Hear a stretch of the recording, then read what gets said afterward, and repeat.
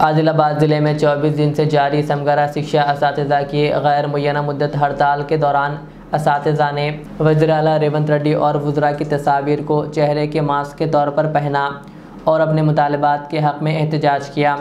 इस एहतजाज का मकसद ये था कि जो वादे रेवंत रेड्डी ने असातिज़ा से किए थे वो फ़ौरन पूरे किए जाएँ।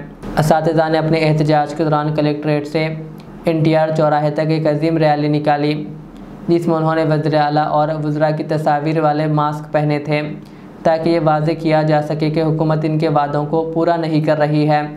असातिज़ा ने अपनी हड़ताल जारी रखते हुए हुकूमत से मुतालबा किया कि इनके मसाइल हल किए जाएँ ताकि तालीमी मियार में बेहतरी आए और असातिज़ा को मुनासिब हुकूक़ फराहम किए जाएँ।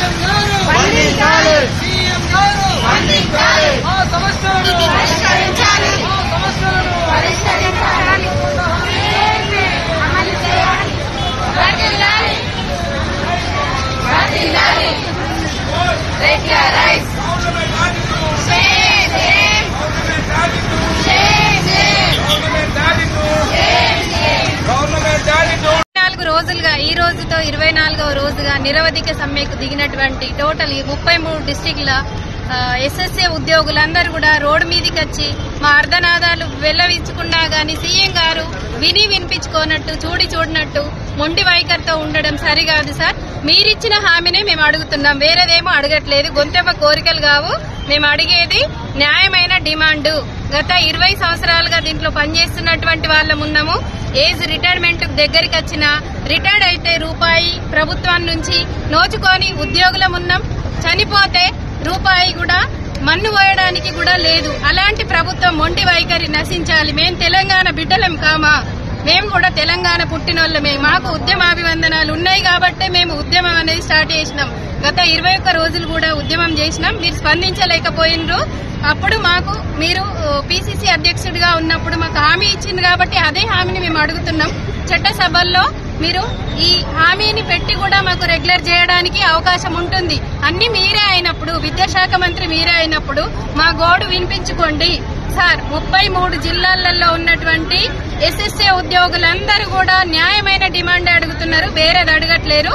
వెంటనే మీరు స్పందించి మాకు చర్చలు అని చెప్పేసి ఇంకా కాలయాపన చేయకండి. పిల్లల జీవితాలు 1,25,000 పిల్లలు రోడ్డుపైకి కూడా వచ్చే అవకాశం ఉంటది. కాబట్టి వాళ్ళని మేము సున్నితంగా మేము ఇక్కడ ధర్నాలో ఉంటూ కూడా వాళ్ళని కాపాడుతున్నాము. అంటే ఆ పిల్లలు ఉన్నారు కాబట్టి ఈరోజు మాకు భవిష్యత్తు ఉంది కాబట్టి మేము పిల్లలకి ఎలాంటి అన్యాయం చేయకుండా మేము ధర్నాకు వచ్చినామంటేనే మీరు ఆలోచించుకోవాలి. ఇది శాంతియుతంగా చేస్తున్నాం, మీరిచ్చిన హామీని పట్టుకొని మేము చేస్తున్నాము. గత ప్రభుత్వం కూడా 10 సంవత్సరాలు మాతో కాలయాపన చేసింది. ఇది సరి అయిన పద్ధతి కాదు. ఏ ప్రభుత్వాలు వచ్చినా ఇలా కాలయాపన చేసుకుంటూ మమ్మల్ని ఎండగొట్టడం అనేది సరి అయిన పద్ధతి కాదు. ఈ నిత్యావసర ధరలు పెరుగుతున్నట్టుగానే అందరికీ ఎలా అయితే జీతం పెంచుతున్నారో మాకు కూడా సరి అయిన సమాన పే స్కేల్ ఇచ్చేసి, అప్పటి వరకు మీకు ఏదన్నా ఆర్థిక భారం ఉంటే పే స్కేల్ ఇవ్వండి.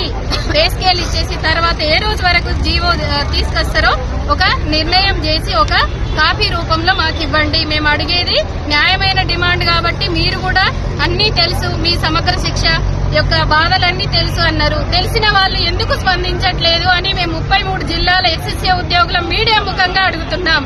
మా ఆర్తనాదాలు వినిపించుకోండి సార్. మేడం మీ పేరు? SSA. మేడం మీ పేరు చెప్పండి.